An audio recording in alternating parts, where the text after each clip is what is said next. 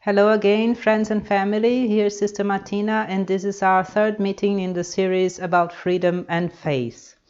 Our subject of today is something actually very strong, very beautiful. It's a part of the central things of our Christian faith. It is this friendship between faith and reason, between faith and common sense, between faith and mental sanity. In order to introduce it, we have to go back a bit in history and remember that when Saint Benedict wrote his famous rule in the 6th century, he actually was not writing something original. He based his rule on older rules that already existed, mostly in what we today call the Middle East. And he made somehow a compilation of them, but with his own personality, giving it his own original thoughts. The Benedictine rule is much shorter than these older rules, and it is also much more humane, we could say. These older rules, and also the rules of the Irish monks, for example, which Benedict probably didn't know, were very, very strict rules with a very kind of severe life. These monks did extraordinary sacrifices and asceticism and so on. And what Benedict says is he thinks these things are good, of course, but they are only for a few people. Most people find holiness in a common life.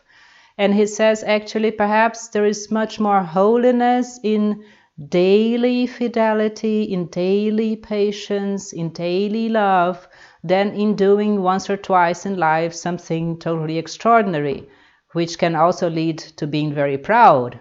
So he writes his rule with this kind of flexibility, we could say. And he says, in everything we should find moderation. He calls it the good measure. In everything we should search for this good measure. He says, for example, it's very funny that he lives in Italy, in what is today Italy. And he says, well, I would like my monks not to drink wine. But it seems impossible to ask them not to drink wine at all. And so what I establish is that they should drink little wine. Never too much and never so much that they forget they are monks.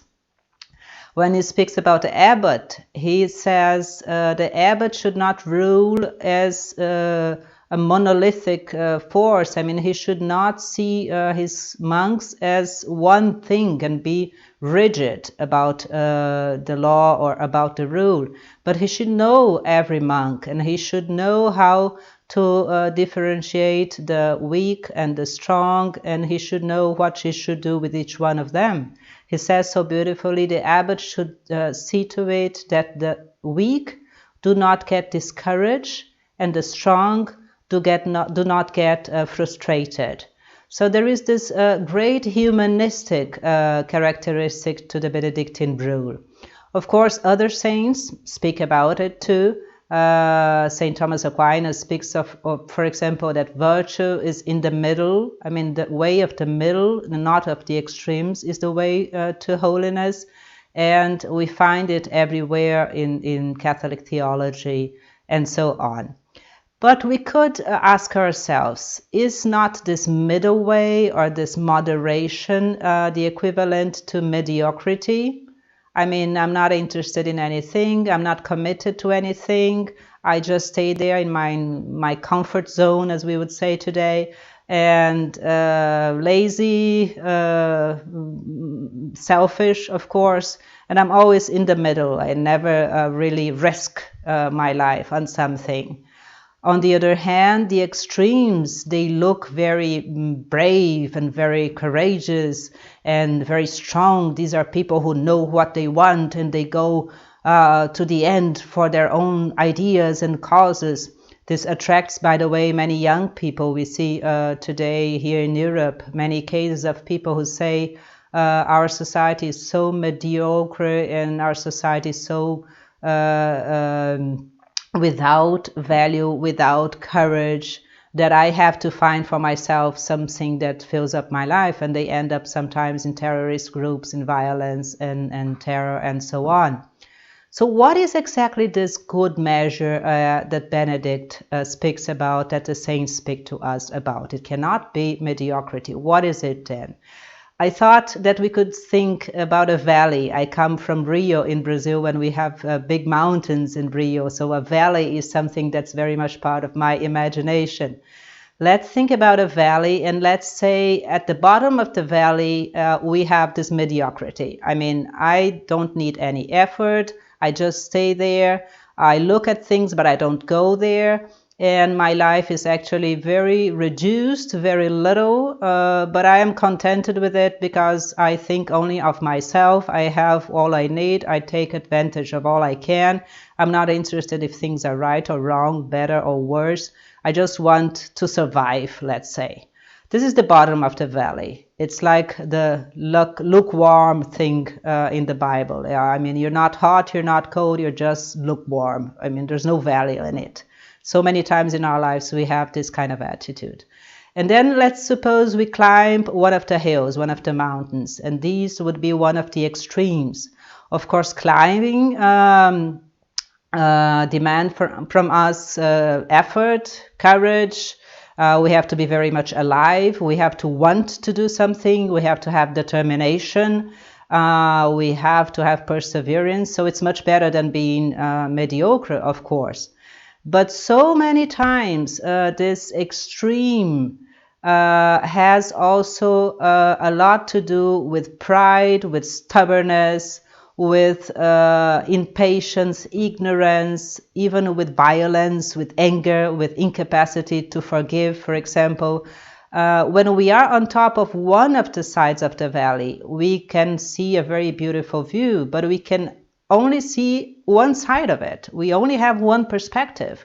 If we live there our whole lives, we end up by being a half person because we can only see one side of everything, and many things are kept hidden from our vision.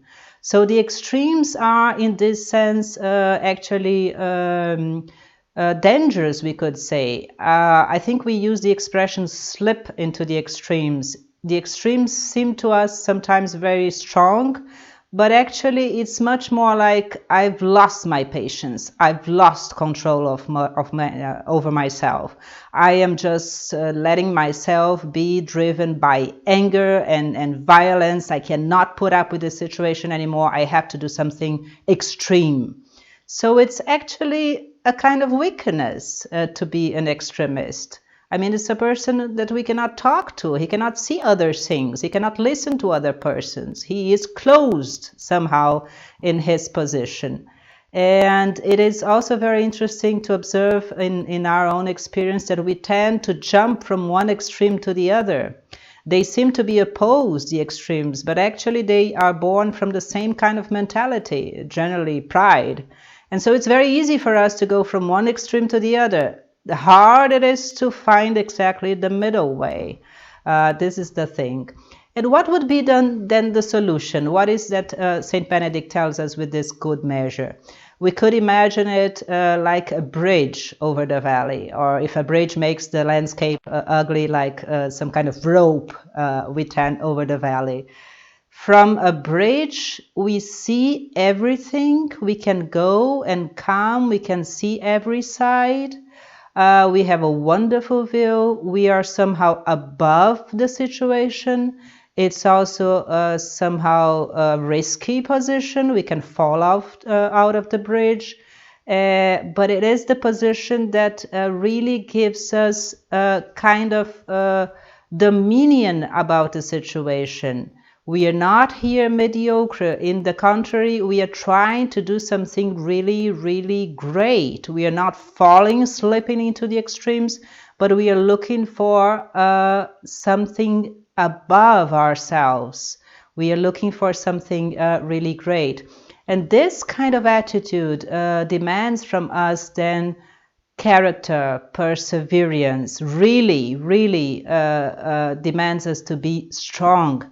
Most of all, because it demands us to be in control of ourselves, not to let myself be determined by emotions, feelings, or someone who just angered me, and so on. I really have to be strong to keep to be up on the bridge.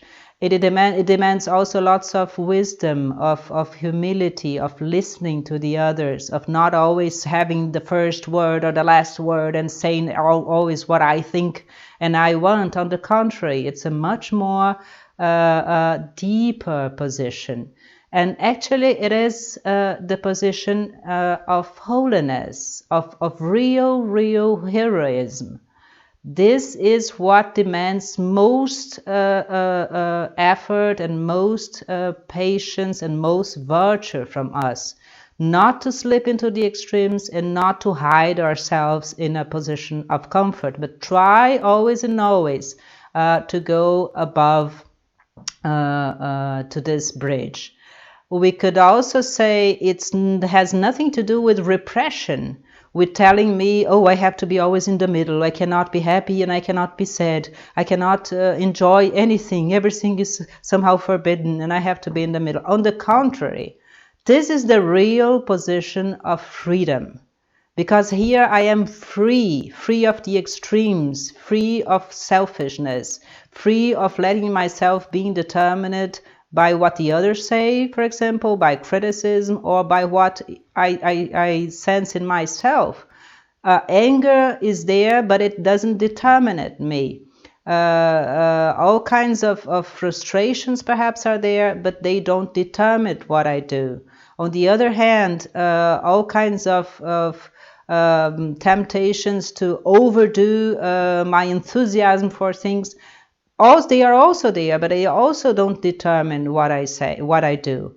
What determines what I do is reason, is freedom, is faith, is joy. Somehow God is necessary for us to achieve this position, to achieve this good measure. It has a lot to do with good self-esteem. It has a lot to do also with peace of spirit. I have this enormous peace when I know that I've really tried to do my best.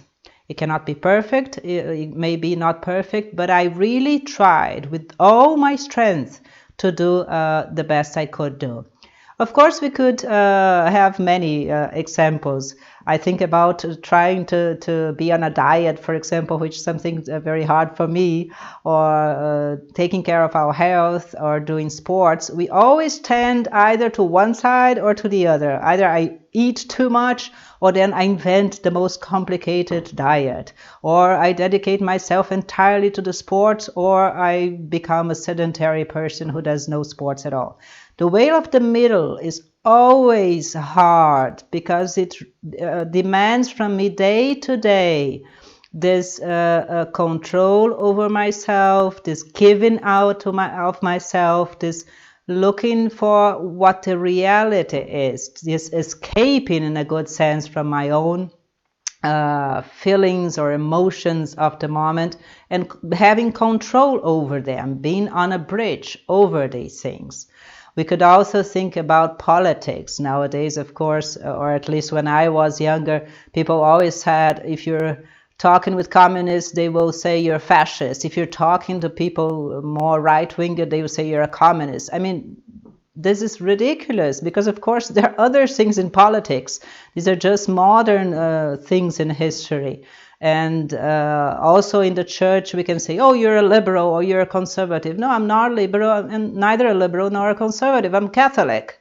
If in some things I am together with the liberal, in other things I'm together with the conservatives, that's okay. But these things don't determine who I am. The good measure means thinking with my own head, thinking, taking my own decisions, having this freedom. God, my conscience, and the good people that can help me, they are my parameter, not what the majority of the people say, what the fashion is, or what I at this moment have an emotional impulse to do. We could also think, of course, of deeper examples. We could also think about bringing up children, for example. I have so many nephews and nieces, and we always tend either to spoil the child or to be too strict, too severe. And having this good measure of love, of kindness, of patience, but also of courage, of good things, of virtue. This is sometimes very difficult, and we have to strive to do it with God's blessing. We could also think about our religious life. Many times we tend, sometimes out of laziness or emotions that we do not control, to be over religious in the sense of doing whatever there is to do, all activities and this and that, and speaking about nothing else. This can be good, but sometimes this